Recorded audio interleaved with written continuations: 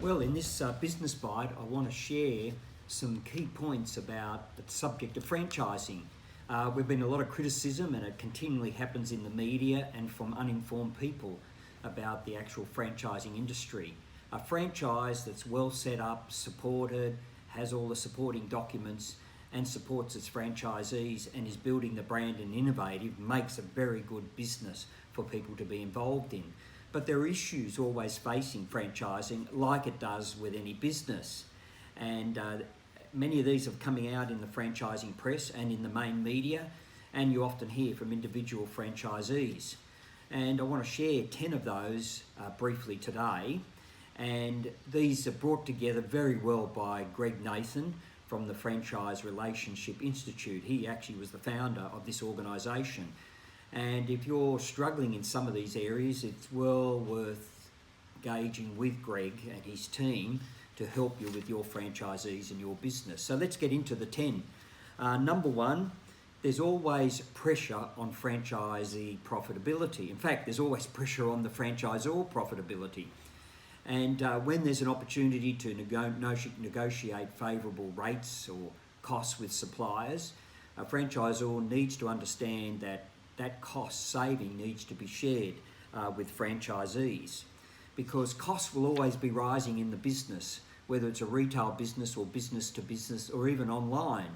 But certainly a store and a business that leases space is going to have rent increases, they're going to have electricity, they're going to have people costs, there's going to be just constant the costs going up. So there has to be savings or growth in the sales or profitability to counter that.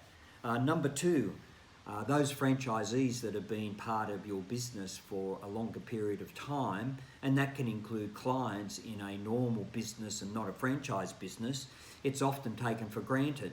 And the support for these franchisees needs to be at a higher quality.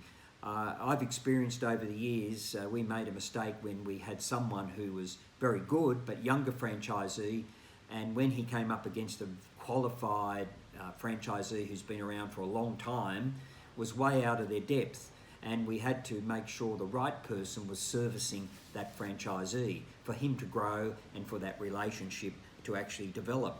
Number three, lack of quality franchisee applications. This is across every franchise business, but in fact there are many people buying a business that isn't a franchise that actually aren't qualified, they just have money.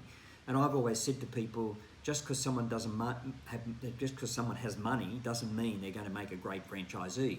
So we've got to be looking for someone that has a passion for this business, has a heart for it, and understands what hard work is, because every business is hard work. There's no business that's ever going to be that easy. I had a franchise or potential franchisee once who came and said, this looks like a good business to retire into. And I said, well, you're not going to make a good franchisee, because this is not a business or any business to retire into, because it is hard work. And when you think the day's over, you've got a lot of the administrative work to be done, unless you have someone who can help you with that, that's not going to blow your costs. So looking for quality franchisees is very hard today. No longer is just running ads in the newspapers. I mean, you can do that to test it, but it's social media can play a big role, and some of the franchise recruitment sites online. But you're going to have to be creative in how you tackle people. And I've found one of the key things you need to do is, who is your target market? Who do you see as the ideal profile for a franchisee for your business? And then you start targeting around those areas with social media and even other forms of media. And everything is test and measure. You don't set a budget and then let it run for the year. You need to be testing sizes, headlines, response, how do people respond?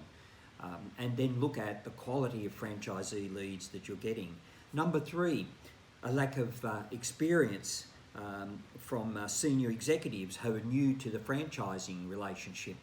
There are many people come into senior roles, CEO, COO, general manager, head department heads, who haven't had experience in franchising. And often it freaks them out when they start to deal with disgruntled franchisees. But actually dealing with disgruntled franchisees can turn them into raving fans if they're dealt with properly. But what happens is that senior executives come into the business because they see it as an opportunity or been offered a better role title or better salary package than where they were. And franchising is a whole different breed of dealing with multiple people. It's not just suppliers and staff, but it's a whole lot of business owners who have one store, one business, multiple businesses. And the lack of experience makes that very difficult to be able to service those. Number 5, adapting to the needs of many franchisees who take on a franchise, but English is a second language. And we need to learn how we're going to deal with this, because some of these people, we may say, oh, well, their English is not first in their life, but actually make fantastic franchisees. And we've got to learn how do we manage that specific person to the business that we're operating with and that language that may at times be an issue. Number 6, we need to have the systems and expertise to support multi-unit franchisees. Well, in fact, actually to support single franchisees as well, because a lot of franchise businesses that I've seen think they have a great business, but they actually have no supporting manuals and support documents and system for not just initial training. In fact, some don't have much system for training initially, but training for regular training ongoing. And we need to build that into our system. And I've seen some systems where I joke that they're running on the smell of an oily rag. Well, actually, I've seen some that I don't think has any oil on that rag at all. So you need to build a system, and it needs to be documented, because that's what you're selling to a prospective franchisee. And they should be asking to actually see the documents in the system that you have.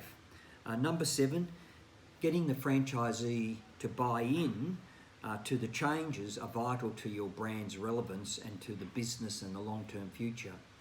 I was always keen to involve franchisees in the process where we were selling future ideas, innovation, putting the fors and against, what that can do to the business, not do to the business if we didn't do it. And if it's well packaged and well presented, I've never had a problem selling through concepts and ideas to franchisees, whether they've been McDonald's or whether it's Gloria Jean's Coffees or actually other systems as well that I've helped on the journey. Number 8, Millennial franchisor executives establishing credibility with franchisees. Many people get promoted from a young age, don't have a problem with that, but often they seem to come in and think they know it all and try to bring even ideas or concepts to franchisees in a store or business to business that have no relevance to that business, because they actually yet haven't got their head around the business they're actually representing. So we've got to make sure that the younger generation is trained up and supported and encouraged of how to tackle experienced franchisees. Number 9 is ensuring franchise consulting groups are working effectively. Franchisee consulting groups specifically, because every business in franchising needs to have a franchise consulting group. I'm not a fan of franchisees being allowed carte blanche to actually decide where the business is going, be it in marketing, be it in growth, being it in whatever it is, because they actually change their mind based on peer pressure. So I believe an organisation like a franchisor should be so buttoned up that when they meet with this franchise representation group, they're getting great input, but they're actually presenting concepts and ideas, as I mentioned earlier, that are actually going to excite them and that will actually move the business forward. And number 10, keeping your team and your franchisees positive in the current climate. Well, in fact, that's in any climate. You get a business recession or you get a competitor open near you and everyone goes into bunker mentality. This is when you should lift to another level. And as an owner and a leader, you need to lift your people to another level so the shoulders don't go down and they get discouraged. Are you one of those that come into your business and you're so negative all the time because of things that are happening in your own life or in the media or in the industry that you drag everyone down with you, including your franchisees? You should be the one that's lifting people up and encouraging and being positive and leading forward. Yes, I've got discouraged when things have happened or criticism has come, be it in the media or competitors or someone, a customer or even someone complaining to our staff. And we've got to get our people to rethink and how to take that and turn that negative into a positive. And that's what a leader does. So there's 10 things, and I thank Nathan Greg Nathan for sharing those things with us. But these are the issues that are regularly coming up all the time on the journey. So, take these on board and use them to be able to turn these into very positives for your business and create a unique selling proposition for your business. Thank you.